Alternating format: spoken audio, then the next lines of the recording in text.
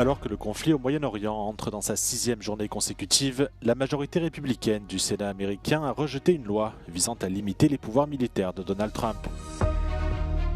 Lors d'un échange téléphonique, Emmanuel Macron a demandé à Benyamin Netanyahou de s'abstenir de toute offensive terrestre au Liban, un appel qui n'a pas été entendu. La guerre au Moyen-Orient montre que l'Europe doit renforcer son autonomie, une déclaration de la présidente de la Banque européenne d'investissement, Nadia Calviño, sur Euronews. La majorité républicaine du Sénat américain a rejeté une loi visant à limiter les opérations militaires contre l'Iran. Cette résolution aurait limité la capacité du président américain Donald Trump de mener de nouvelles attaques sans l'accord du Congrès. Washington affirme que ces attaques surprises ont pour but de détruire les capacités balistiques de l'Iran. Des responsables de l'administration de Trump ont cependant reconnu que Téhéran ne représentait pas une menace imminente pour les États-Unis. La Maison-Blanche justifie sa nouvelle offensive en affirmant que l'Iran tente de se doter de bombes nucléaires. Une version contestée par le chef de l'Agence internationale de l'énergie atomique, Rafael Grossi.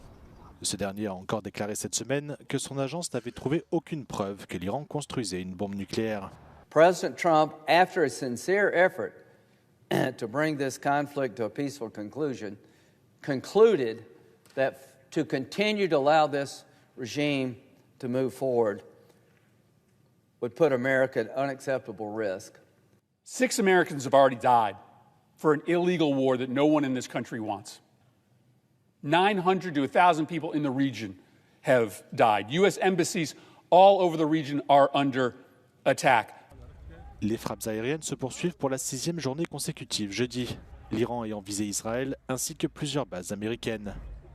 Les autorités azerbaïdjanaises ont également signalé qu'un de leurs aéroports a été pris pour cible par 3 drones iraniens, tandis que des explosions ont été entendues à Doha, la capitale du Qatar. Selon les autorités, près de 1000 personnes ont été tuées en Iran, 70 au Liban et une dizaine en Israël depuis le début de la guerre samedi dernier.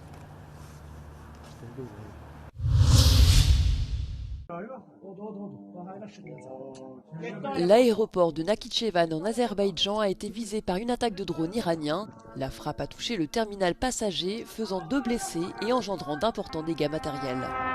Dans le même temps, un autre drone s'est écrasé à proximité d'une école dans un village. Dans un communiqué, le ministère azerbaïdjanais des Affaires étrangères a condamné ces frappes et a annoncé avoir convoqué l'ambassadeur d'Iran afin d'obtenir des explications officielles dans les plus brefs délais. Les autorités qui estiment que cet incident constitue une violation du droit international ont indiqué qu'elles se réservaient le droit de prendre les mesures de représailles nécessaires. Téhéran exprime de longue date ses inquiétudes quant à la coopération étroite entre l'Azerbaïdjan et Israël. L'État hébreu est un allié stratégique de Bakou et lui fournit des armes. L'Iran craint notamment qu'Israël utilise le territoire azerbaïdjanais pour mener des opérations à son encontre. En juin dernier, Bakou avait toutefois assuré à Téhéran qu'il ne laisserait pas son territoire servir de base à des attaques contre l'Iran.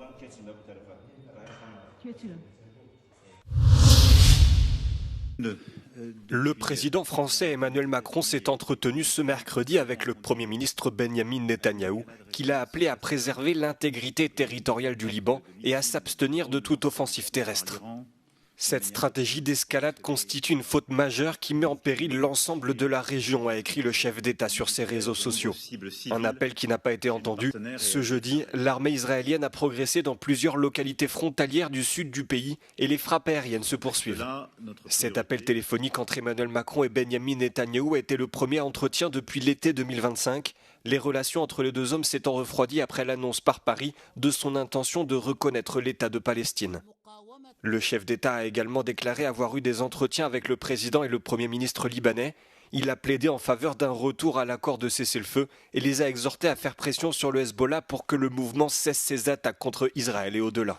Le Liban a été entraîné dans cette guerre après que le Hezbollah, soutenu par l'Iran, a attaqué Israël à la suite des frappes américaines et israéliennes ayant tué l'ayatollah Ali Khamenei samedi. Selon le ministère de la Santé libanais, au moins 77 personnes ont été tuées par Israël et plus de 83 000 autres ont été déplacées à travers le pays. Alors que la guerre déclenchée par les États-Unis à Israël, en Iran et au Liban entre dans son 6e jour, l'inquiétude grandit parmi les Iraniens et les Libanais installés en France. Les nouvelles arrivent au compte-gouttes, parfois pas du tout. Beaucoup disent ressentir une culpabilité étrange, celle d'être loin et en sécurité pendant que leurs proches vivent sous la menace. D'autres, comme cette Libanaise, parlent aussi d'une fatigue profonde, celle d'un pays qui a l'impression de ne jamais sortir de la guerre. Moi, je suis venue il y a plus de 35 ans. Et c'était déjà la guerre, c'était déjà la fin de notre guerre. Et là, ça continue. Donc c'est un perpétuel, une guerre perpétuelle. احنا بنحكي السلام ونتمنى السلام لاسرائيل والسلام للعرب. يعني هذيك هي دائما انا اللي بفكر فيها بقولها لاولادي، طاوله صغيره يقعدوا عليها، هذا لك، هذا الي، وهذا لك، وهذا الي. En France, depuis 2018, Amir est rivé à son téléphone et à son ordinateur depuis samedi. Cet informaticien de 32 ans est très inquiet car du fait de la coupure totale d'Internet en Iran, il n'a plus aucune nouvelle de sa famille depuis 5 jours. Le premier jour qu'est commencé la guerre, juste mon parent a appelé moi, que vous inquiétez pas, ici c'est calme jusqu'à maintenant. Mais après, jusqu'à maintenant, rien. Ni téléphone, ni Internet, rien. Je ne peux pas manger, je ne peux pas dormir, c'est très compliqué. Un jour, il y a Internet, je peux parler 3 secondes avec mon famille, avec des amis, et après c'est fini. Pour Amir, le seul phare reste cette petite lumière bleue qui refuse pour l'heure obstinément de s'allumer.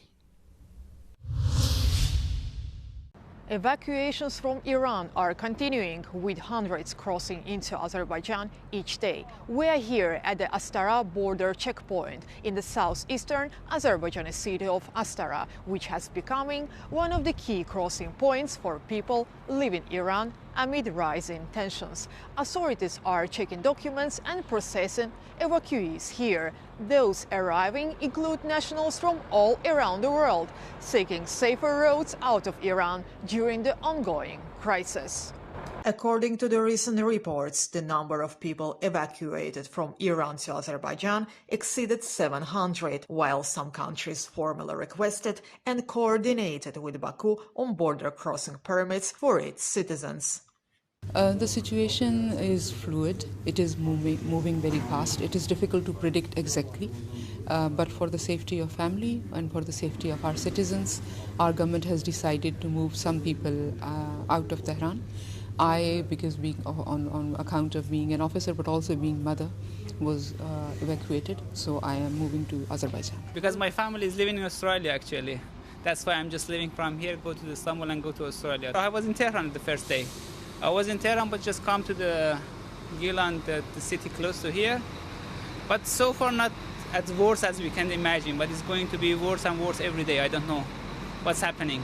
Мы были в Тегеране 7 часов до границы и ждали, когда нам дадут визу. Да. И очень большое спасибо за гостеприимство и за все.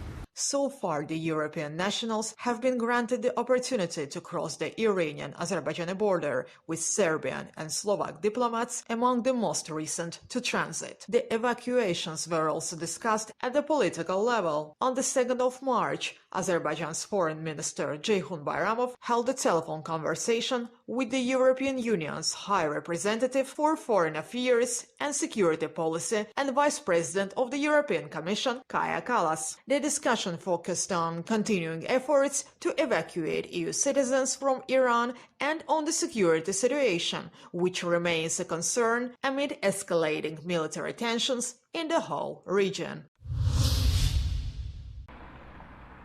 La présidente de la BEI, la Banque européenne d'investissement, Nadia Calviño, a déclaré mercredi à Euronews que l'incertitude mondiale liée à la guerre au Moyen-Orient est une preuve supplémentaire que l'Europe doit renforcer son autonomie stratégique.